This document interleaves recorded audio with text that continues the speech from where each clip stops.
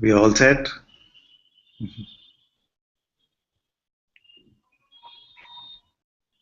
We can start the broadcast.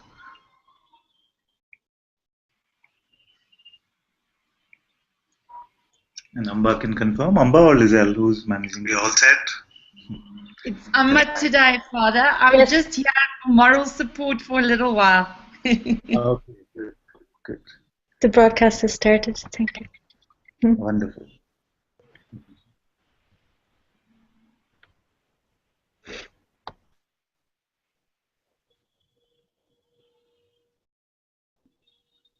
Namaste everyone.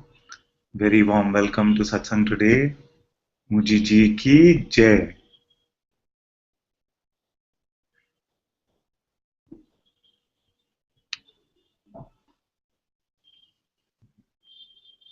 So good to have all of you with us.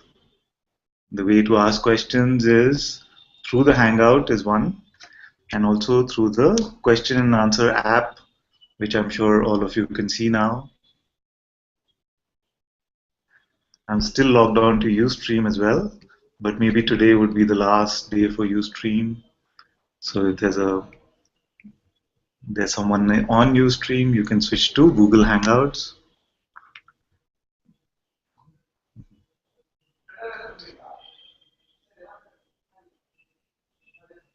I see Naomi has been able to log into Hangouts finally. Very good.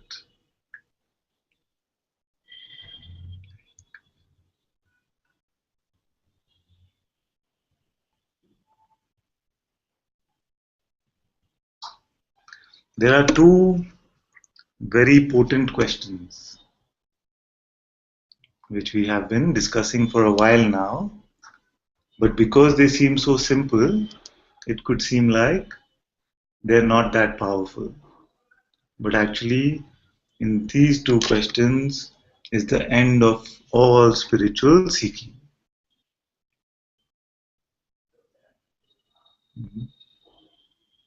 And in fact, it came to me yesterday that if there was a time where I would have heard these questions when I was on the seeming path to what was ever present, then it might have been very helpful in this case as well. So I don't want to hold back on these, and I want to keep reiterating them. And even if you don't understand what the fuss is about, you see, Ananta said they are very potent questions, but they seem so obvious. Then you can say, you can actually ask, so what is the big deal with these questions? I don't mind a conversation like that at all. I'm happy to discuss this. Yes. So in India, and in many parts of the world actually, it is very, and in fact, there was a great Swami called Swami Vivekananda who asked his master, Swami Ramakrishna. He said, Ananta said they're very potent questions, but they seem so obvious. Okay, so what I was saying was that Swami Vivekananda actually asked his master, Swami Ramakrishna, and said, can you show me God? And throughout many sages, through the lives of many sages, they have had this question, can you show me God? And the answer to this question, I have an answer to this question, which is another question. Stay with me. The answer to this question, I have as another question, which is, can you stop being now? So this is the first one. Can you stop being now?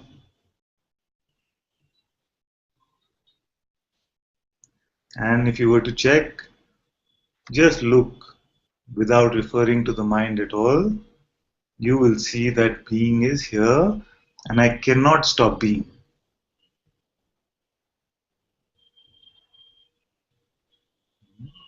So this being, which cannot be stopped, is God.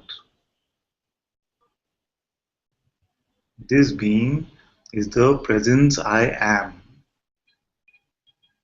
This being is consciousness.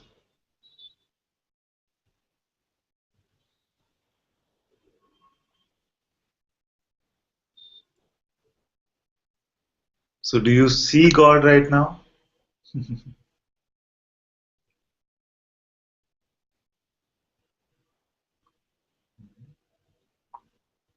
Can you see God now? Because it is one thing to say, okay, this was the question and this was the answer, but it is one thing to, another thing completely to just check and confirm for yourself.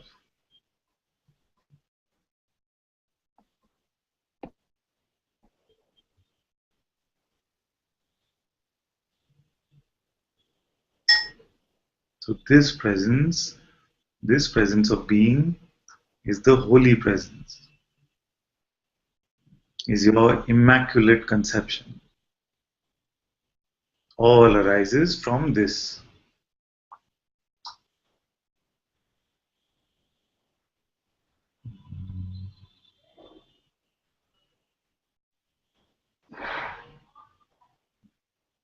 So do you see God?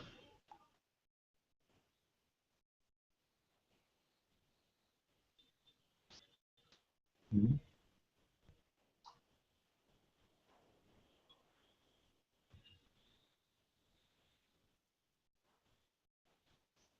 We don't want to make it theoretical, you see. We want to make it completely experiential. And it is not something that you have to work towards. So when I say, can you stop being now? Don't make it a practice. Don't say, yes, yes, I found this question now. If I keep asking myself this, then maybe after 10 years I will be able to report that I can see God. It is not a path that I'm showing you.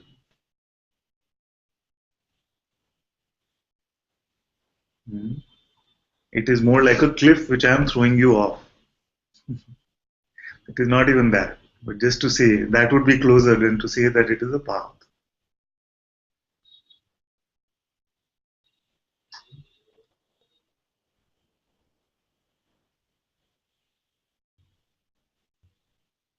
So everybody will say, I cannot stop being.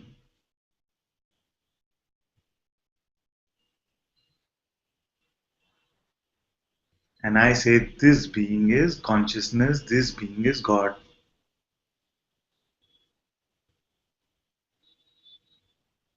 Now, who has an objection?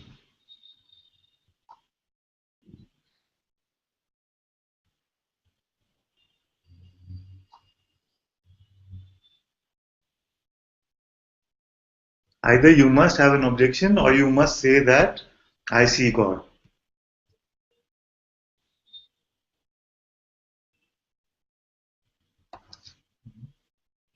Namaste.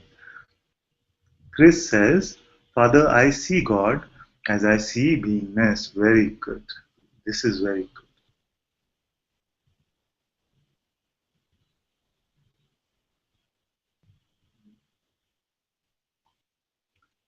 I see him on chat. I don't see him on the hangout though. Oh, Shakti. I see. Very good. Husband's name, yeah. I see God as I see beingness. Is there ever a world without this beingness? Can there be a world? Can there be any phenomena without this beingness?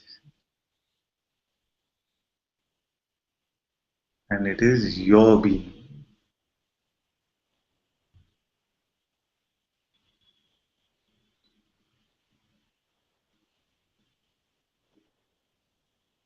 It is the primal phenomena, the root phenomena from which all phenomena then arise. This being that wakes up when you wake up.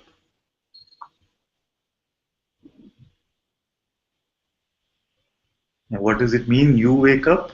Means that waking state arises for you. But actually, nothing has changed.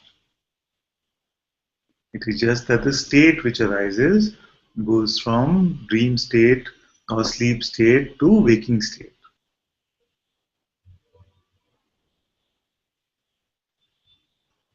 You are untouched by the waking state also.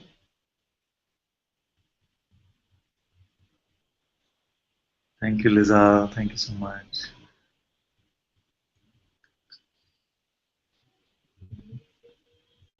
If you are untouched by the waking state, then what in the waking state can touch you? If the entire state cannot touch you, then how can an appearance inside this state touch you?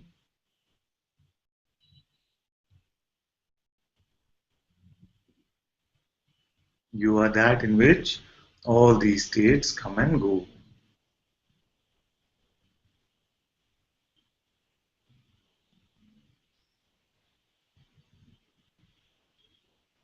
What is the problem that can come?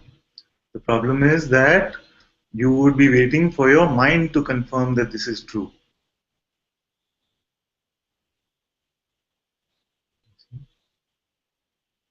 And the mind will not confirm. How long are you willing to wait for this mind to confirm?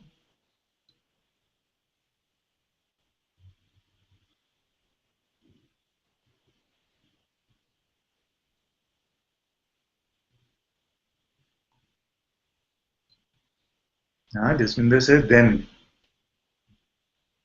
then, if we don't wait for the mind to confirm, then what is left?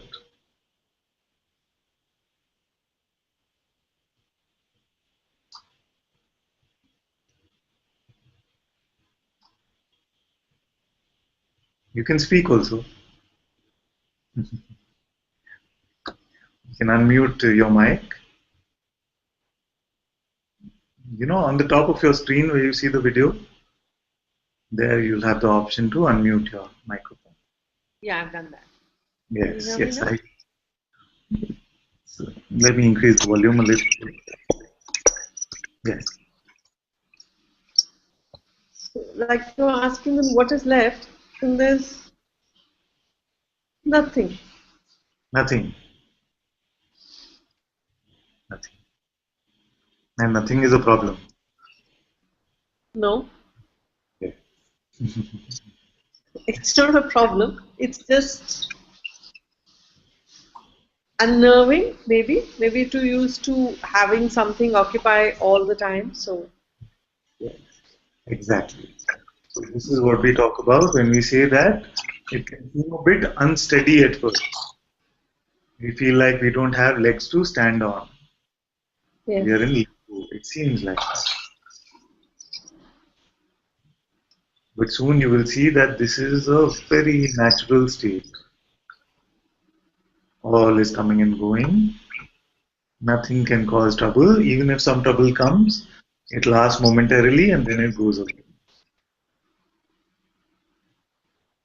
When we stop misidentifying, we don't confuse ourselves to be this mere person which is appearing in the appearance, then everything is allowed to just come and go.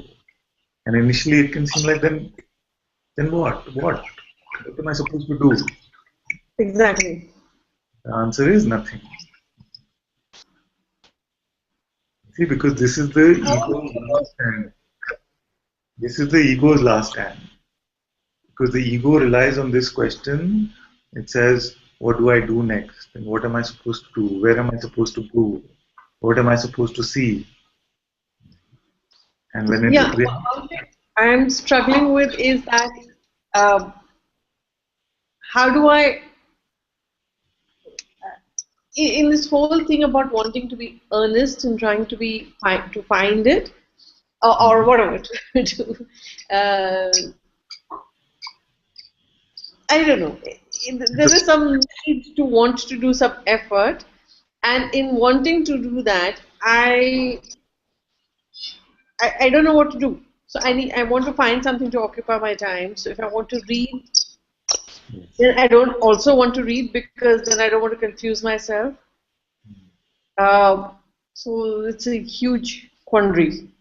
Yes, yes. Because what happens is that we feel, okay, that I've seen that I'm not the doer, but what must I do or not do next? Or also it becomes like, okay, I've seen I'm not the doer, then I must not do anything.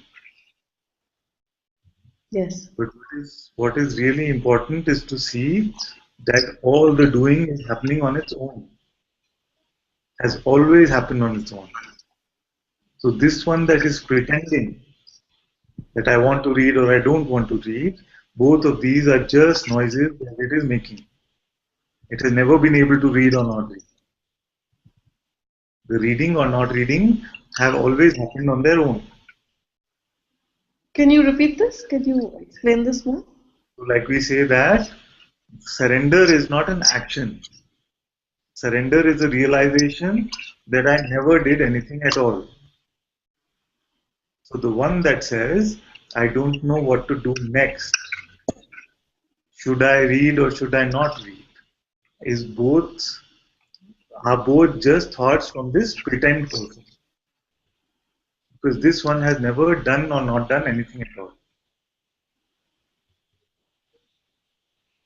No, I may not have done or not done, but the action is happening through me, right? I may not be the perpetuator of it, but it's happening through me. Through me is what? I mean, through this instrument, through this body, or through this. But this body is not me. See? This body is not me. You are the one in the light of which this body is moving.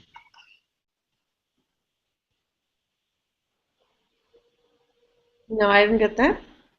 Yes, I'm saying that you are the one in the light of which this body is moving.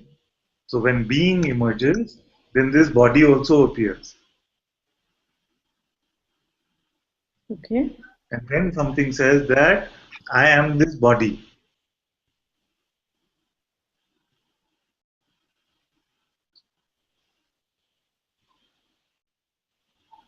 Yes.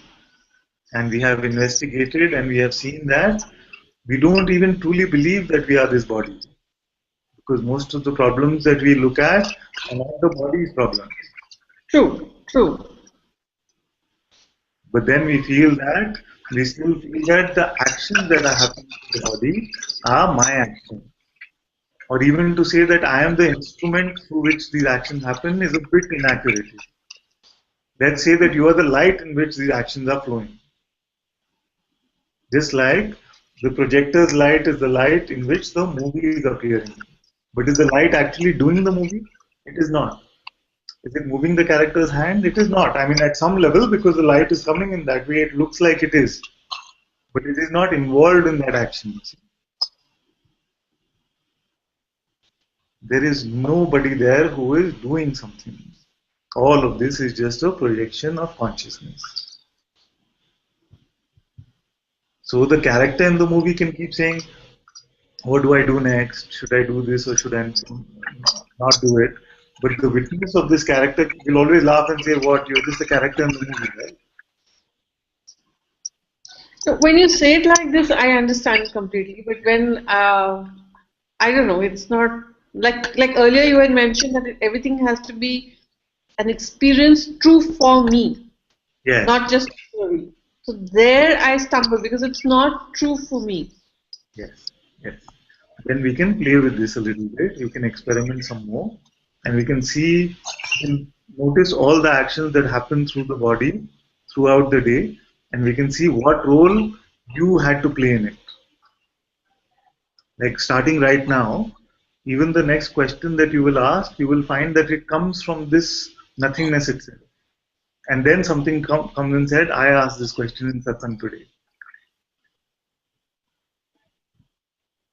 It's the same way that your eyes are blinking, your heart is beating, your hand moved up just now. You see? It is all flowing on its own.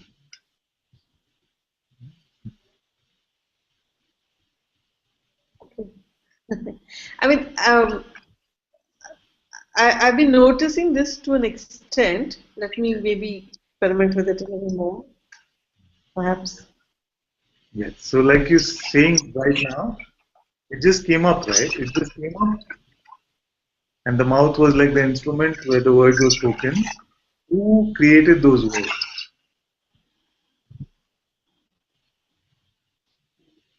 I don't know. Yes. So we can definitely say that it was not this person.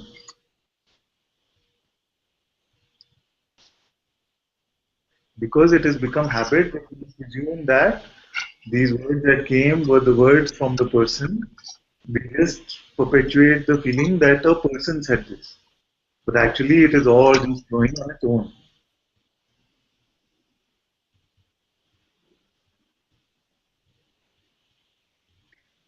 Sometimes I also grapple with the question that is this an escapist kind of a way of doing it in terms of having said that it's a very nice space to be in. There's no denying that, but that little doubt does creep in that is this an escapist way of living? So this is one of the most common mind objections to when we say that you have no free will. That's why I don't even say that often, you see, because the mind then says that this just means that you can just shirk your responsibilities, you can just sit around whole day. That's why I say that don't take my word for it. Just see that even when action is happening, it is not a personal movement that is going on. It is flowing on its own.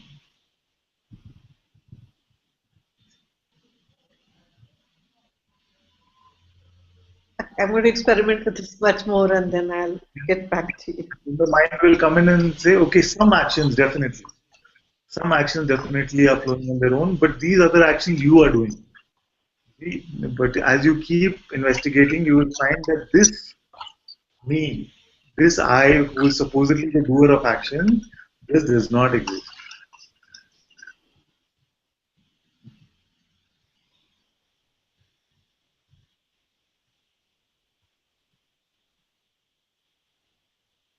It is all part of the pretend. And doership is one of the important legs of this ego. Once it is seen that there is no separate doer, then the ego cannot last. I'm really waiting for that. I'm really waiting for that. Another thing I do struggle with is that everybody else in the Sangha, they have so much to share, even love. I just keep feeling I'm not there yet. I have nothing. I'm blank. This blank is very good. Not even having love to share is good. Say again? Not even having love to share like everybody in the Sangha shares is good. Yes. Yes. It is completely fine. Because if this love needs effort, then it is better not to make that effort. Let that love emerge on its own if it has to. Okay. No two expressions of consciousness will ever be the same.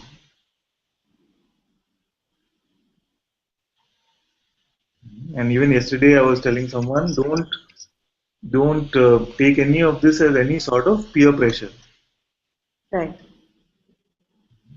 There are also some who joined the Sangha some time ago, and they used to say, what's with all these people, why are they so lovey-dovey all the time? What is what is wrong with them.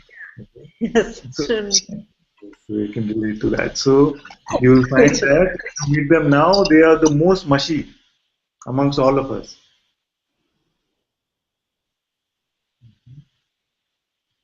And it is not even something which has to happen that way. You see, maybe you are the next Maharaj. Yeah, Maharaj was not supposedly so lovey-dovey with everyone. He was quite strong, even though he felt a lot of love in his heart. His expression was not that way. You see, everyone in the sangha is completely free to express or not express. Just feel free to let whatever is emerging emerge. I, for one, am keeping no thermometer or some temperature, gauge to see who's feeling how much love, or how much devotion, or how much whatever. Because love, devotion, peace, joy, all of these are in service to you. It's not an external expectation that I'm looking at. It is an internal, maybe I've made it into a milestone for myself, saying that if I once I start feeling the love, then I know I have, made progress, so to speak. Yes. It is not required. For that to be a goal, is not required at all. It is just another way in which the mind is trying to avoid emptiness, you see. So what I'm getting in this conversation is this constant thread, which is that if there is emptiness, then what should happen? Should there be love? Should there be more clarity about something? Should there be, what is going to happen? Yes.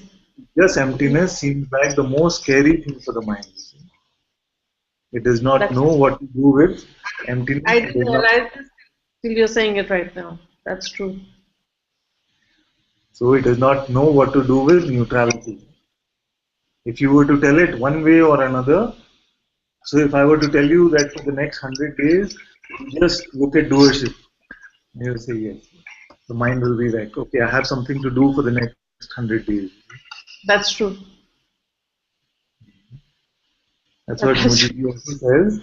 Mujiti also says when a retreat starts, he says in the first satsang itself that let this be the last satsang. You don't even have to say that I will wait till the end of the retreat to be free. And then what happens is the mind comes in at the end of the retreat and says, "Hmm, I'm almost there, you see, but one or two more of these, and it will be complete. You see? And as long as we keep going to these testimonies of this mind, then it will never be complete. It will always only say almost there. It will always play also the game of got it, lost it, or had it in satsang, it was so clear. Then I went out of satsang and I lost it. It will keep right. playing all. But if you see what is happening there is just that we are relying on the testimony of this trickster.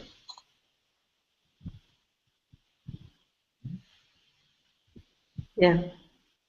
And if you rely on the testimony of the trickster, what is really happening is that we are not trusting what is being said in satsang, which is that you are already free.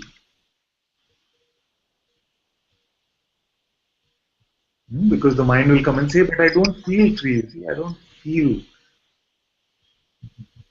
Yeah, that's true.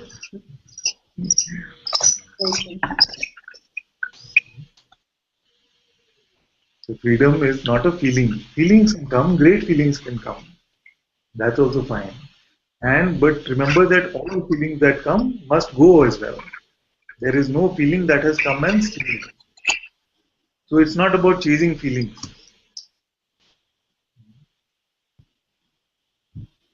It is a great Right. allowing of all to come and go. And this great allowing is very easy when we see that I am this witnessing in the presence of which all this movement is coming.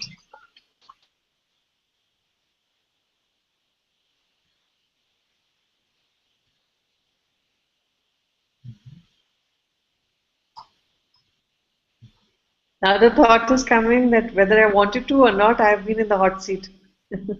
Yeah, see, it all just happens exactly like that. Right.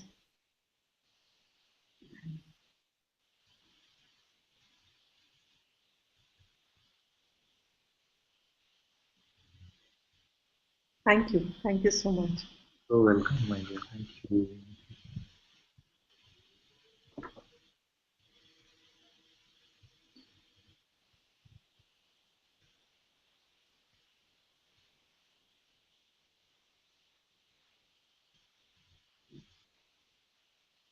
So God is on offer here instantly, but you have to look.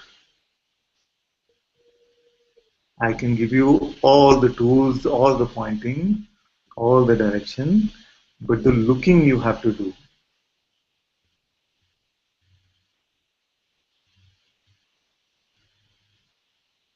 So when the question is asked, can you stop being now?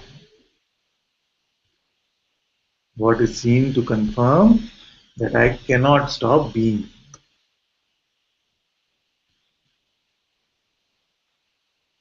This is the sense I am that many of us are looking for. This is the sense of presence that we have looked for.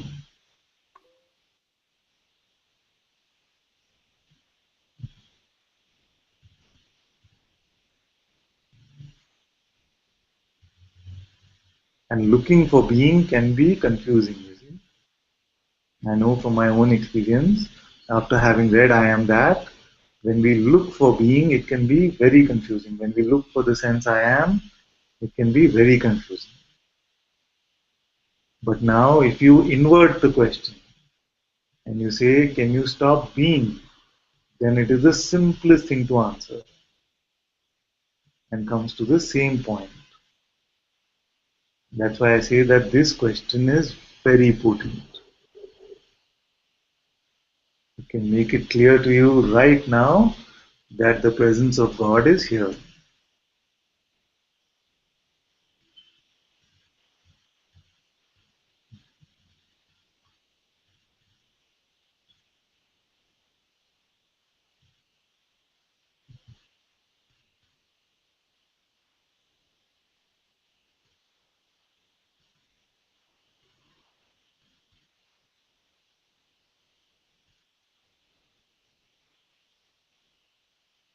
Then who must you be? What must you be if within you God also takes birth? It is unfathomable. Your greatness is unfathomable.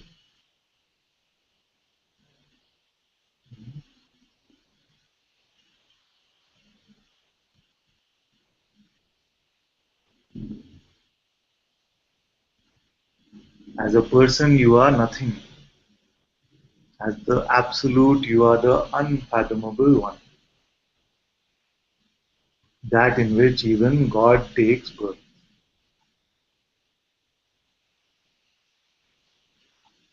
Where does the being arise? The being arises in you. And when you go to bed every night, the being goes to sleep in you.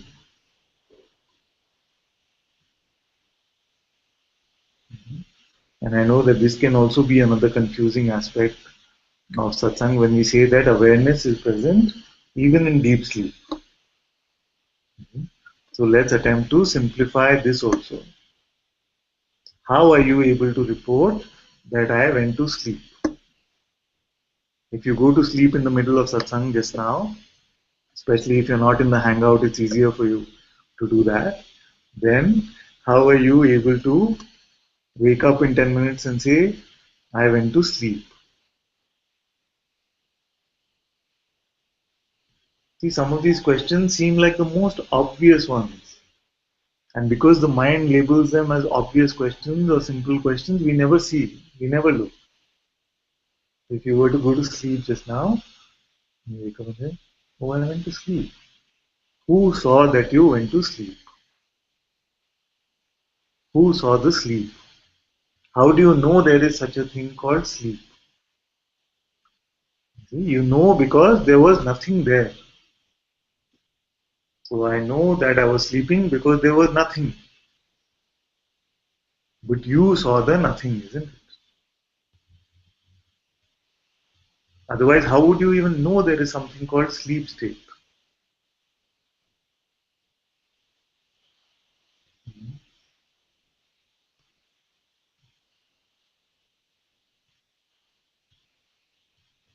How would you know that I woke up? When you wake up, how would you know? If there was no difference, then how would you know that I woke up? So something appeared where nothing was. It's just like there is no thought, there is this space. And when the thought comes, there is the energy of the thought. And then the thought leaves and there is the space. So this space is seen by you. Who sees the space between thought? Who sees that there is no thought? If there is no thought, does it mean that you are not there? No. It only means that the mind is not there. And you were able to report that there was no thought. So there's an awareness of thought or no thought. In the same way, there's an awareness of sleep or no sleep.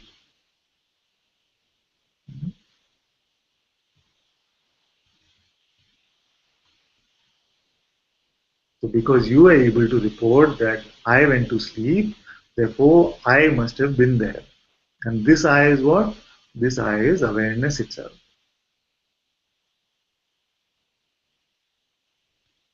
If awareness were not present, then you would not be able to say that I went to sleep. Even to say that I woke up would not be possible. It would just be that this moment, and then the next moment would come, and there would be no cognition that there was some sleep in the middle. It would just be one waking and then the next waking. But no, we are able to say that I went to sleep in the middle there for a while.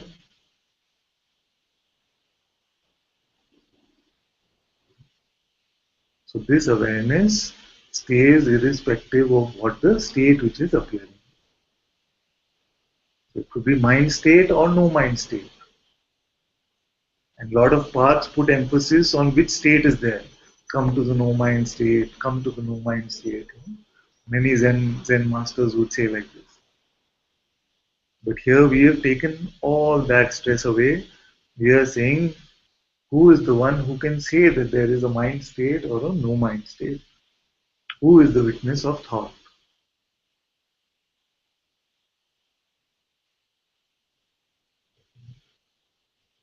The same witness is the witness of sleep. The same witness is the witness of waking state also. So then this witness witnesses waking state. And this witness will also witness the going away of this waking state. Then why so much trouble about what are the characters that are appearing in this waking state?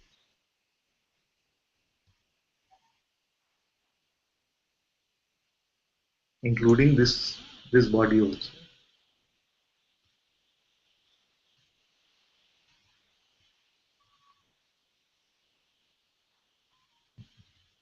You see, I realize I have another house. I confirmed this in one of the dreams the other day. I have another house. I know exactly how it looks. And there used to be some animals which would come into a big farm that was in the left side of the house. Then we built some barricades to stop those animals. And then in the last dream, somebody was trying to encroach on some part of that land. And that seemed like huge trouble. You see, all in the dream state. All in the dream state. But when you're inside that, it all seems so real. And this particular house has been a recurring dream for me. So who is to say whether this is a dream or that is a dream? Maybe this will go soon and I will be back to that house in which somebody is trying to encroach something. So should I be troubled by these characters which are here just now, or should I be troubled by those characters who are trying to encroach the land in my house over there?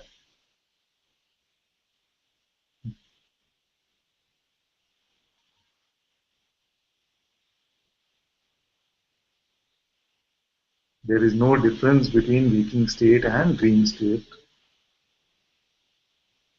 And all that I say from personal experience. If I would not have seen this to be true, I would not be saying it.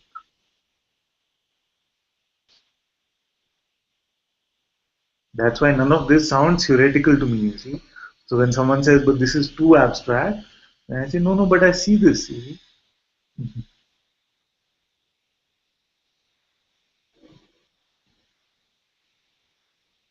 Shakti says, and the fact that we can report that we slept denotes that awareness is aware of itself, yes.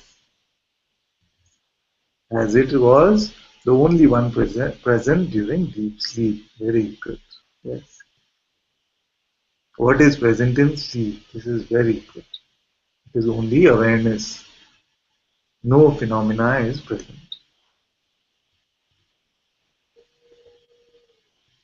This is very good. So this is a very good segue into the second question. The second potent question, which is that, yes, Zoe has a question. I just saw that. We'll just come to that. So the second potent question is, are you aware now? And I know that most of you have heard this before, but just pretend as if you haven't.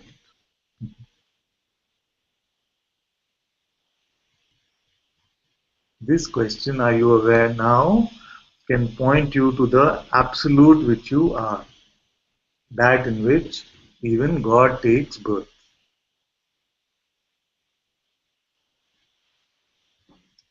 So what happens when we try to answer this question? What is really happening? Just watch really slowly. Ask yourself, am I aware now?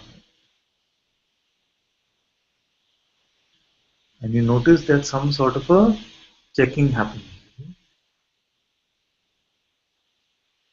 And it is quickly seen that, yes, I am aware. But what is seen that you are able to confirm that you are aware? Because some checking does happen, isn't it? And then it's clear, yes, of course I'm aware. What is seen? Is it a phenomena which is seen? Is it an object of any sort? Is it even a feeling?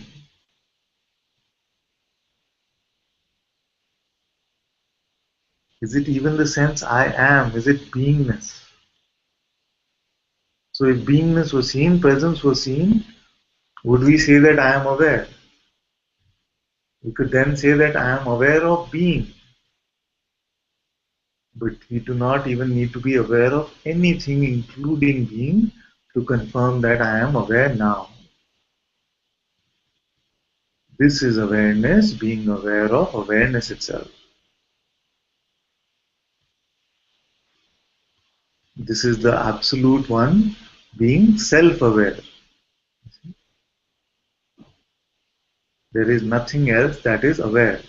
Only awareness itself is aware.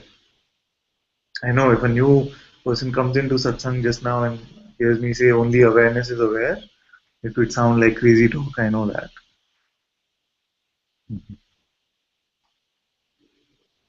But this is the fact. It has to be stated like this.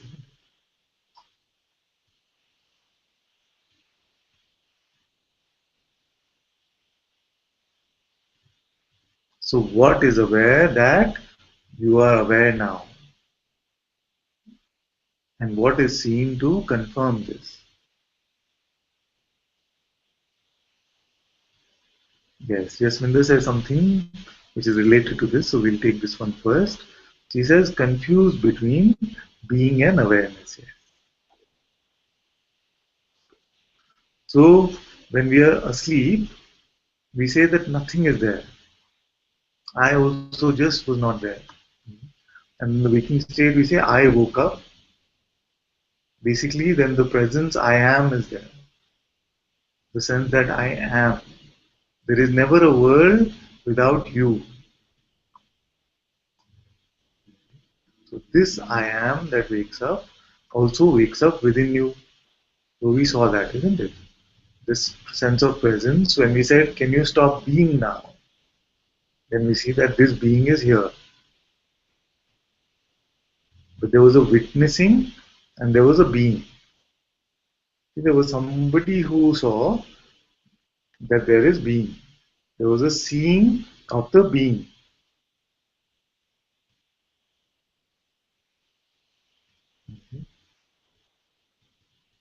A being.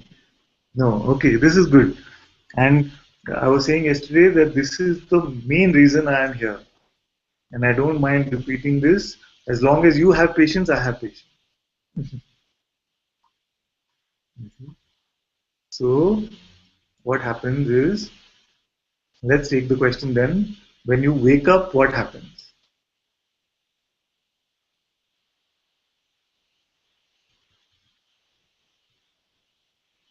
What is the difference between sleep state and waking state?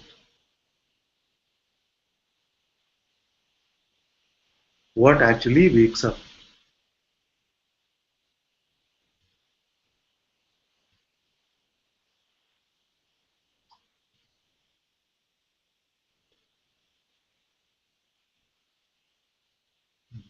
You put the mic on.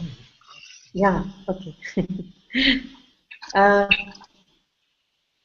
Not, as far as I can see now, nothing wakes up. I just transitioning from one state to another. Yes, but what is the difference between these two states? What is the difference? So when you say transition, means it's from one to another. What Yes. is the difference between the sleep state and the waking state? Yes, the I am. So Mata says that in the waking state, I am. And in the sleep state, even this present I am is not. When you're saying sleep state, you're not talking about dream state. No, I'm talking about deep sleep. Okay. Because in dream state, there is the sense that I am. Huh. Okay.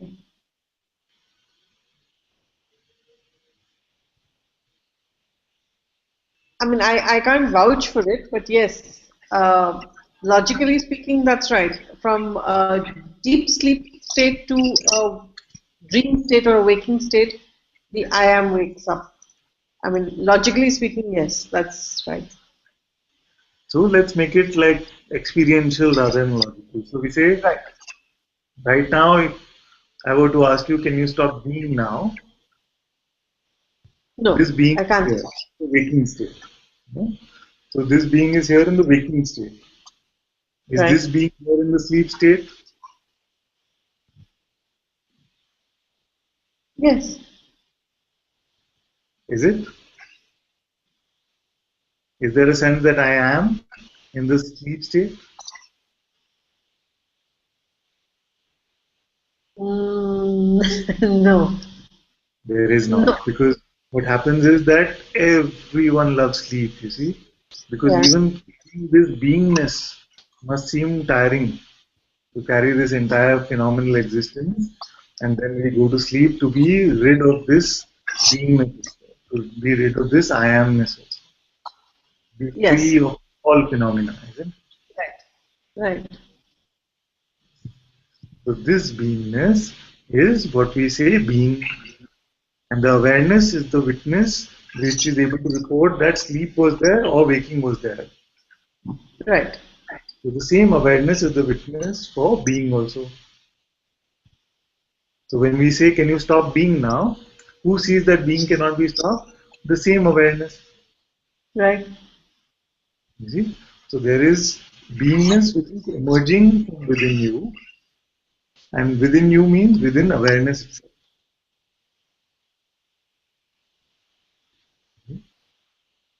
So there's a difference between seeing and being. So if we don't use awareness, we use a simpler word. We say seeing, so pure seeing. The seeing which is able to perceive thoughts, it is able to perceive emotion, then the senses are also reporting to it, and it is able to perceive what the senses are reporting.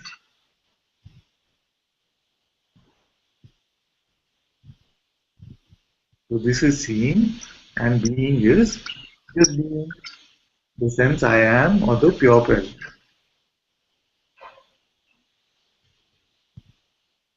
I have a question here. Yes. I'm thrilled. I may not look it, but I'm thrilled to see that I can see what you're pointing to now. But is it something I should be cautious about?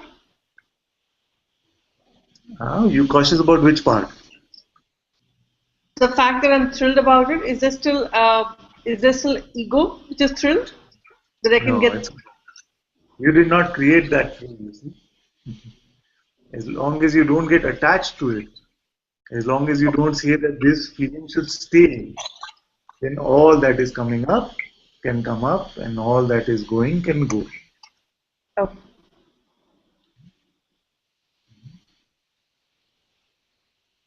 So in fact, the yogis or the sages are called, they are not what the world feels of them. The world feels that they are living this very, very mundane sort of life, bereft of all emotion and joy. It is not that way. All joy can come, just that there is no attachment to it. You see? There is no trouble when it goes.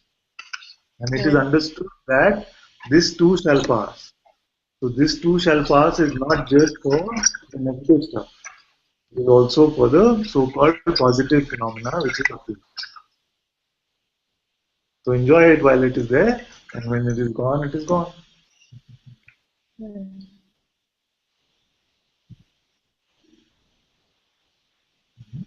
That is the detachment of the sage. So the person might try to come in and say, you got it, or I got it. This voice you have to keep letting go of, because this can lead to attachment.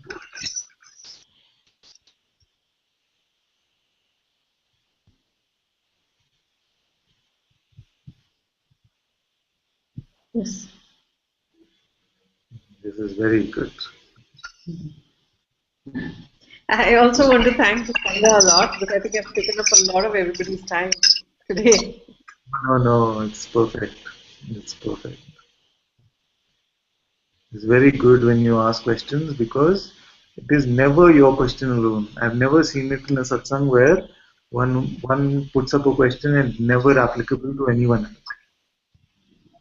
It's always helpful to the entire sangha. All questions. When they're coming from the heart, they're all welcome.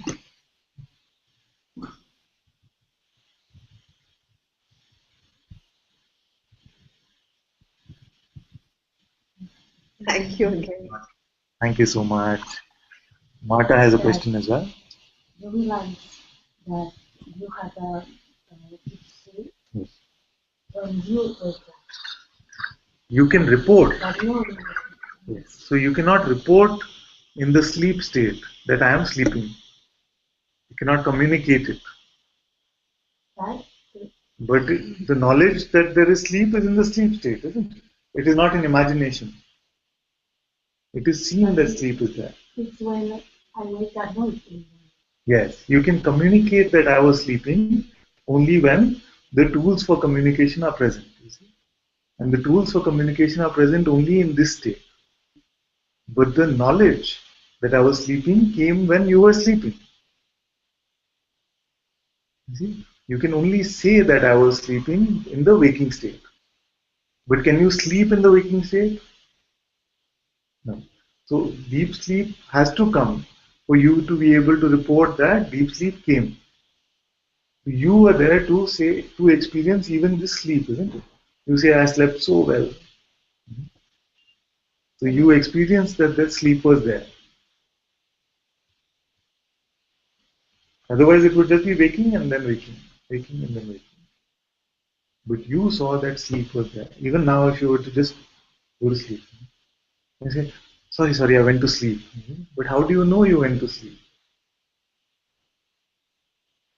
Because you say that nothing was there, all just vanished, isn't it? So who saw that it all vanished? You were still there to see it. This is awareness. In sleep state, you cannot say, oh, I can see I'm sleeping. Because then all of this phenomenal existence is not existing in deep sleep. But you see that sleep is there. That's a master. Yeah. Be aware of its own sleep. Yeah, it's like that. There are some who will say, even in dreams, you can have lucid dreaming. You can be aware that I am dreaming. And then some masters will say that continuously this this master presence was there even in deep sleep state. But this is not true. This is not true. So there are some, especially in India, there are a lot of these stories that, okay, now you are awakened, therefore there is no difference in sleep state and waking state for me. This is not.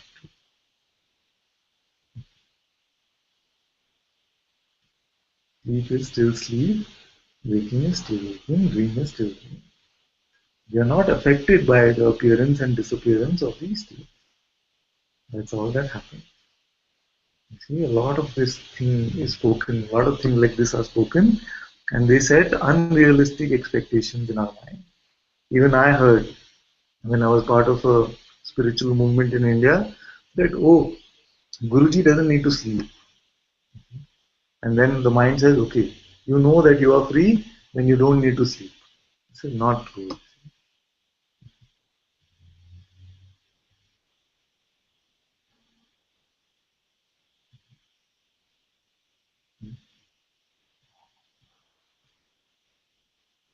Zoe had a question as well. So let's look at Zoe's question. Namaste, Father. Hey, my dear. A lot of fear is arising before I ask this question, but it's on the same topic of sleep state and waking state. Several times during my life, it's like I've lost consciousness, and it's like everything goes black, and then everything comes back into focus again, and it seems like it's taken no time at all. But when I look around me, I can see that time has passed. So, for instance, there'll be a crowd all around me, and then consciousness goes, and then it feels instantly it comes back, but I can see that lots of time has passed because the crowd is suddenly all not there. And this has been really sticky for me recently. Like probably about 10 or 15 years ago, I used to run around nightclubs and take lots of substances. And one night, it's like I came to, and again, it felt like time had stopped here and started again, and someone had stuck the pieces together. Yes. And it felt like no time had passed, but that my friends all around me were saying, oh, it was so funny when you said that and you said this, so I knew time had passed because it was reported to me. And now my mind is saying, so where was your awareness? Like when you sleep, you have that, I can say, oh, I had a really good sleep last night, even though the sense of beingness wasn't there. So in these experiences, where was I? Where was my awareness? I don't understand, and it's really sticky. This is very good. This is very good. Because the mind will always put it upside down. You see? The mind always it upside down. So tonight you go to sleep, and when you go to sleep, you dream that you are a small baby, and then this baby is growing up. You see all that happens in the life of this baby. You grow up, and then you die at a ripe old age. And then you have a million of these dreams in one night. So how much time has really gone? Is it 1,000,000 lifetimes or 8 hours? See? Yes. So Yeah. time and speed. Okay, so let's look at the other aspect also of it, right? Because you're attracted to science a little bit like I am. So uh, Einstein said that there is no difference between time and space. There's a continuum, time-space continuum. So let's look at the other aspect of it. You go to sleep tonight and you wake up and you see this beautiful mountain range, you see beautiful rivers and waterfalls and all of that. All of this is there. Where are they? Is there enough space inside your head to contain all of this? Not physically, no. So both time and space are just projections of your own beingness, of your own consciousness.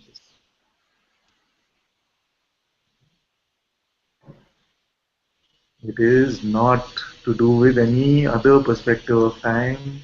It is not even reliant on memory. You create this environment for yourself to play as God. You create this time, you create this space.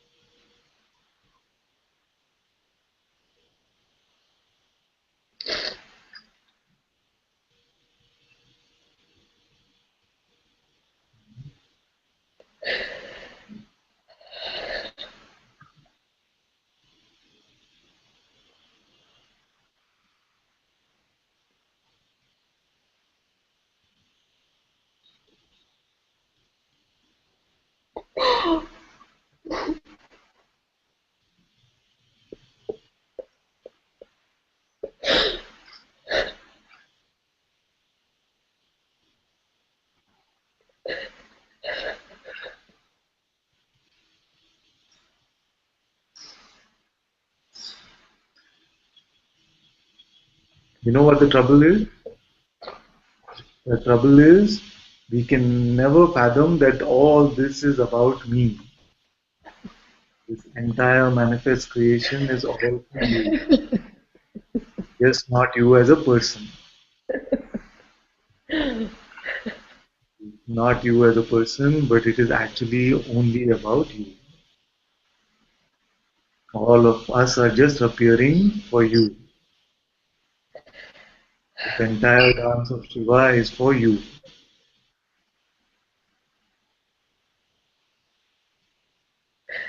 All of this is your own play, it is your own entertainment, but you as God, not you as a person.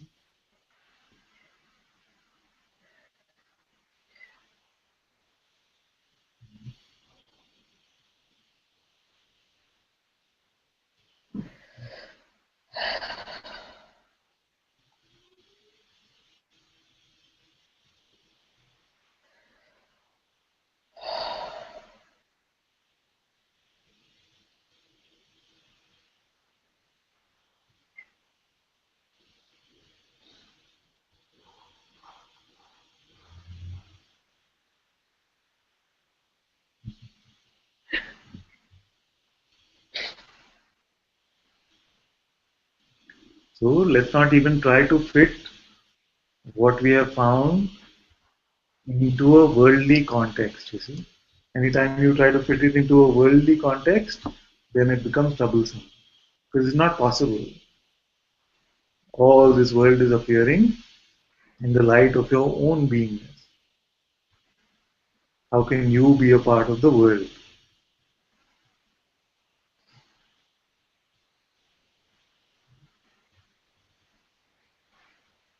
It's, it's so clear now. That's just I never believed that to be possible. That it would be so clear. It's been like a little thorn in my mind for so long, and what's seen here is when I experienced that no time had gone past.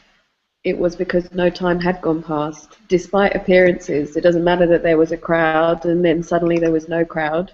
No time had gone past, and my mind can't explain how that can be possible, but it is, and there's absolutely no need here to understand how that happened or what are the workings of that. It just is, and it's so clear. Thank you. Thank you. Nothing exists without you. Yes. No, Yes. nothing. Yes. That is why it's very helpful to keep correlating with the dream state, because all of it becomes completely clear. You know, the sleep comes now and the dream arises, and I'm lying on the floor and there's this crowd of people around me. You know what happened to you? You blacked out. Yeah. You've been at this for the last 1 hour. Here I'm feeling that I'm doing satsang with all of these people here. All of this is the play of consciousness. Completely undeniable, completely intangible. Just enjoy whatever is coming up. If you try to make any judgments about them, any conclusions about them, it will only lead to trouble. Yes. Yes. Thank you. Thank you. Thank you so much. Yeah, very good. And you can all ask, even if sometimes the question can seem a little scary or something to ask, just go ahead and ask. So sometimes the tiniest thing, can become something that the mind is relying on. So this tiny doubt could still be held on to for many years, actually.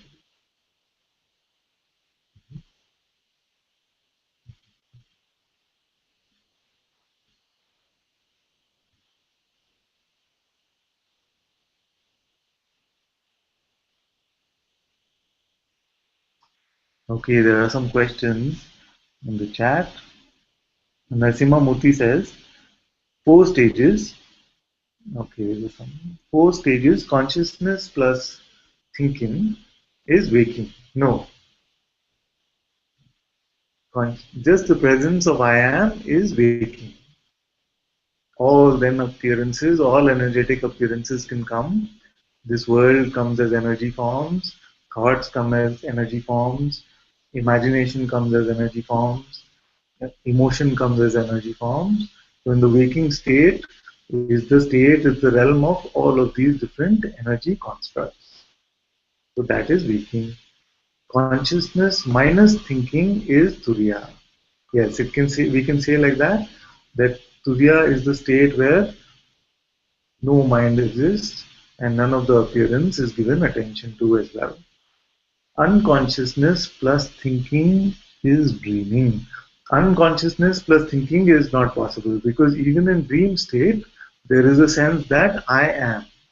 Even the dream appears in the light of this consciousness. And then you say unconsciousness minus thinking is sleep. Yes. So sleep is a state where even the sense of being or the sense I am is not there. And when the sense I am is not there, there is no question of thinking at all.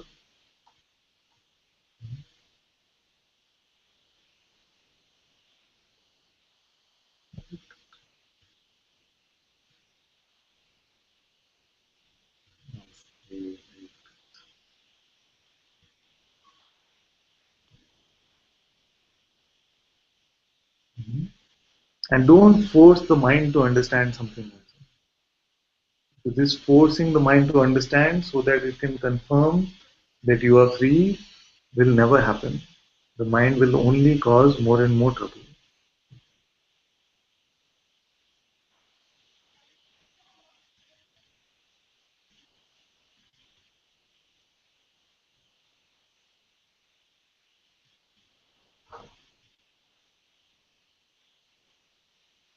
So Mike, how is it going, my friend?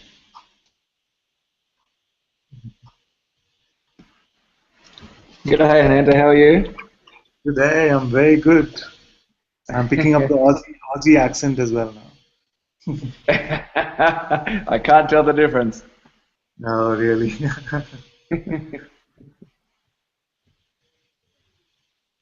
Yeah, I'm doing very well, thank you. Very good.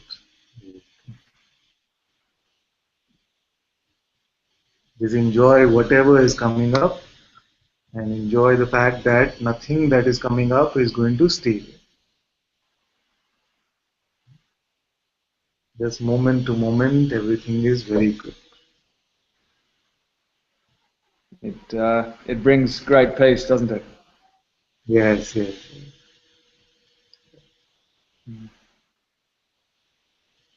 And keep remembering what you say. Don't believe your next thought. Yes, that's the simplest, you see. It still comes, but I have something to meet it with. We did not say that thoughts will stop. We only said don't believe the next thought. And I think I understand that now, yes. Very good. Very good. Thank you all so very much for this beautiful satsang today. Muji ji ki jai. Jai. Ananta ji ki Jai. Jai!